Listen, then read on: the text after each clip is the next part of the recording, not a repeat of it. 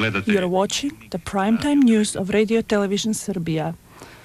Good evening. President of the Republic, President Milošević, received the Duma President Gennady Seleznov, who together with the distinguished member of the parliament, Nikolai Ryzhkov, came to the visit of our country. Russia condemns the evil aggression of NATO against Yugoslavia and demands that it immediately stop, said Gennady Seleznov. He expressed the support of the Russian people to Yugoslavia and their sincere solidarity for the Yugoslavs. The duty of Russia is to give to the Federal Republic of Yugoslavia all help, stressed Gennady Seleznov. Russia wants to contribute to the stop of this mindless war of NATO against Yugoslavia because this war endangers the international peace and stability, which already causes unforeseen consequences regarding future developments in the world. The aggression to Yugoslavia truly endangers Russian interests as well, and NATO has to obey our demand that it stop with this war. Stressing our insistence on a political and peaceful resolution of the problem in Kosovo, President Milošević said that NATO wants to bomb our country in order to occupy it, which has made citizens leave their homes in Kosovo. Despite the insistence of the aggressors that this bombing was essentially in order to stop a humanitarian catastrophe in Kosovo, it's a fact that this bombing caused a catastrophe. We have a priority duty, which is to defend our country. Yugoslavia will also persevere in its insistence to find a peaceful political solution with a direct negotiation within Serbia. This war that has been imposed is against all citizens of Yugoslavia, as well as all ethnic groups in Kosovo. This is a terrible evil against all of the people of our sovereign country. President Milošević thanked to the Russian people and their leadership to the solidarity with the people of Yugoslavia and the opposition to this NATO aggression, and stressed that our people will defend our country. We are convinced that our resistance to this violence and the jailers be joined by all of the progressive world in order to defend freedom and common sense. Milomir Minić also attended, also the Minister of Foreign Affairs Živadin Jovanović, as well as the Russian Ambassador Yuri Kotov.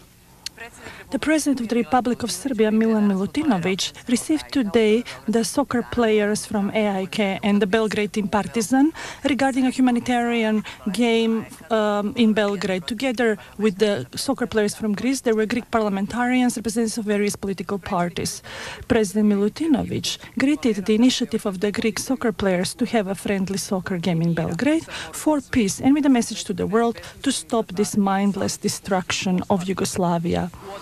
In defense of our freedom and independence, our people will persevere against all difficulties, looking for a political and peaceful resolution for Kosovo. We are grateful to the friendly Greek people, to their support and solidarity with the Serbian people who are defending themselves from the NATO aggressors. This mutual friendship will be manifested in today's friendly game in Belgrade, stressed President Milutinovic in his discussion with the soccer players. The President Gennady Seleznov of the Russian Duma was received by the City Council and City Council representatives Milomir Minić and Srdjan Boskovic. This is what Mr. Gennady Seleznov expressed for the television Serbia. You know very well what's the situation. You were in Novi Sad, you were in the hospitals, you saw what those gangsters did in Europe at the end of the 20th century. Yes, we see how they're establishing the New World Order, how it looks when one center governs the world, the center called Washington. I would like for the American politicians to come here and see what's the price of their political decisions that they have established with their violent actions in NATO. They have destroyed factories, they have no military connection whatsoever. There have been destroyed bridges, a bridge that's called Freedom, a factory that's called Freedom. Obviously, this is how they understand freedom in America, in NATO. The destruction of the little town of Aleksinac, where there are only coal mines. There are no military facilities there. This is how, in this moment, these are the so-called reasons for NATO bombardment, and they have been completely disclosed. This is not about peace in Kosovo and about opposing the Yugoslav army. Thanks to this bombing, now Kosovo is being deserted by thousands and thousands of people.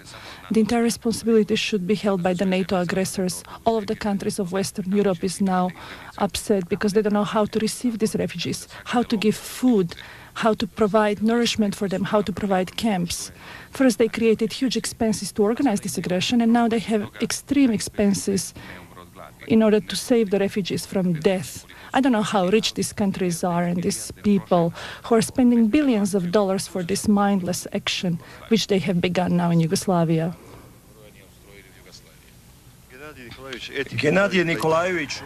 Gennady Nikolaevich, those who lost Second World War, or the war that you call the war for freedom, they have begun again. These are the Germans. And together with them, even our allies from the Second World War. Unfortunately, that's the case. I think this exactly says what is a unipolar world. We were always against one side. We said, what is the purpose of NATO if we don't have the Warsaw Pact anymore? NATO said they were a political organization rather than military, but now they have really shown their real doctrine. It's a police organization that wants to implement its forces even outside the zones of their regional interests. Yugoslavia is not a member of NATO. It never sought assistance from NATO, but still it now lives through an aggression. This is a totally hypocritical policy of double standards about who should do what. At the same time, Europe is being shown who is the boss in the world. I really want those Europeans who have not accepted this role of a sacrificial lamb to understand what they're doing. I hope no NATO soldier will come to the territory of Yugoslavia.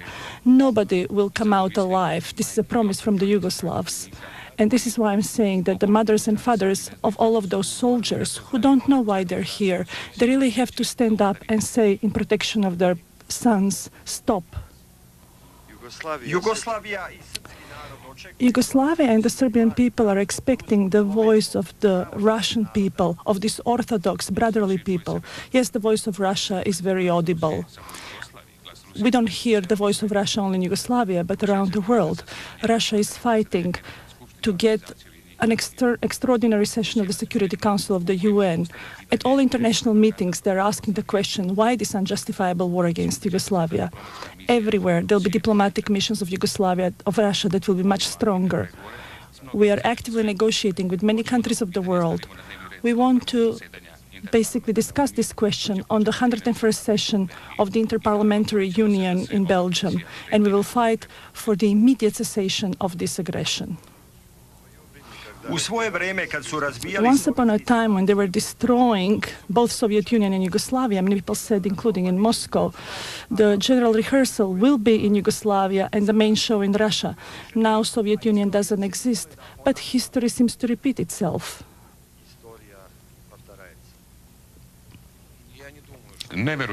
I don't believe that anybody from NATO countries will try in any way to come to the territory of Russia. We are capable, despite our current economic difficulties, to give every resistance to any kind of aggression, resistance that will be remembered for centuries. If anybody is counting on essentially trying to see how things will turn out by testing the ground elsewhere, they're making a big mistake. I believe that this war will actually unify our people, people that were previously within the Soviet Union, because this war has shown that there must be a common defense doctrine and that we should not believe any of those peace initiatives coming from Washington. These are the cameras of the Radio Television Serbia. You answered several of our questions. If you would like, could you tell our viewers what's your primary message? In the first place, I am fascinated by your courage. We citizens of Russia are absolutely fascinated by your national spirit. Today in Russia, we have no more debates among the parties. All of the people are trying to help Yugoslav people to win in this just war. You have to hold on to your position. Don't lose yourselves to panic. Know that Russia will never give up its Serbian brethren. Once again, I would like to repeat. We are working on all fronts. Regardless of our own internal problems in Russia, trust me, lion's share of our time goes to the regulation of these questions in Yugoslavia. I don't doubt that whoever tries to fight against your sovereignty or occupy your country, that you will really resist in a proud way. Nobody should doubt this in the world. I wish you a lot of courage, patience, and optimism. We will have another, better life, especially if we begin to accept the idea of the alliance of all Slavic states. Thank you very much. We await for you in a better situation. Thank you.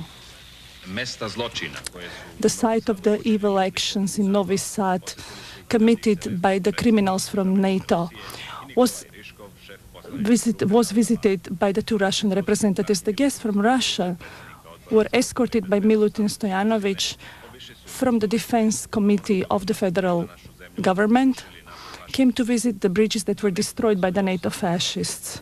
You can see the traces of the NATO cruelty. Gennady Seleznev made the following statement. We saw two destroyed bridges that are not strategic objects. This is completely mindless bombing on part of NATO. I don't know why the Danube Commission is silent, because there is no navigation on Danube anymore. It should be said that whatever was destroyed along Danube should be repaired by those who did it. The representatives of Russia also visited the refinery that was once again attacked by the NATO aggressors, and they really were convinced that the target of these NATO criminals are civilian objects rather than military goals. The guests from Russia also visited the monument to all the victims of the Novi Sad slaughter from 1941, close to the old bridge that was destroyed.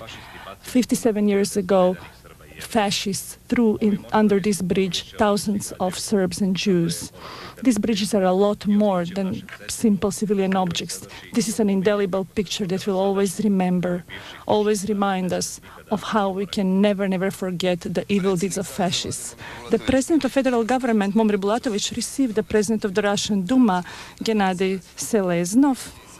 Gennady Seleznov stressed again that the Russian Federation condemns the NATO aggression against the friendly and sovereign country of Yugoslavia. Seleznov also stated that this brutal aggression has to stop immediately. He added that the Russian Federation will continue to give humanitarian and other assistance to Yugoslavia. President Bulatovic stressed that the people of Yugoslavia really understand the determination of the Russians and the support of the government as well as the people. But faced with this cowardly aggression carried out with the most superior technological means, a country that doesn't endanger anyone else but defends itself, the people of Yugoslavia expect greater determination in Russians' attitude. They feel that a strong position of the Russians can be decisive on stopping the bombing and respect for international law and order. Yugoslavia will defend itself, but with the help of the progressive countries, it will be done more easily and with less victims. This was stressed by the President Momir Bulatovic. Government of Republic of Serbia at the session, presided by Mirko Marjanovic, stated that the agricultural work is conducted successfully according to the government program and the planning. The farmers have been issued gasoline, and all the counties have been given with sufficient seeds, fertilizers, insecticides, and spare parts for their machines.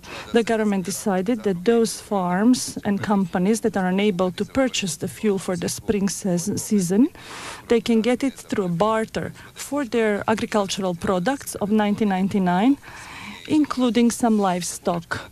The Republic's Committee for Reserves will conduct the barter of the fuel and these products with protected prices at the day of the delivery of the fuel.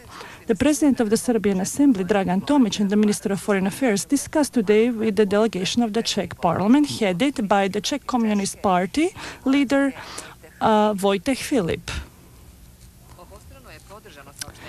It was supported that the announcement of the federal and republican government on the unilateral ceasefire should be reaffirmed. It is also supported that together with the Albanian representatives, headed by Mr. Ibrahim Rugova, there should be a political agreement that would be the basis for a permanent arrangement regarding the autonomy of Kosovo within Yugoslavia. The delegation of the Czech parliamentarians condemned the NATO aggression and expressed full support for the Yugoslavia struggle, which is a struggle for peace and stability in Europe. The airplanes of the evil NATO alliance bombarded last night and this morning civilian targets in Pristina, Novi Sad, Niš, Čačak, Lučani, Sombor, Sremska Mitrovica, Ruma and Podgorica. Pristina suffered the greatest damage. About half an hour after midnight, the criminals led by the United States hit the very center of Pristina, the post office and the social security office.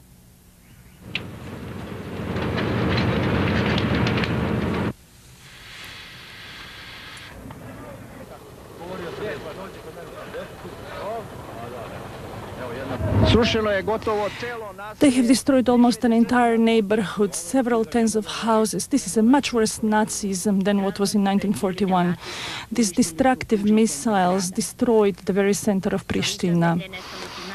They have destroyed some of the oldest houses in this city, in several of the oldest streets. The explosions destroyed many family houses and shops.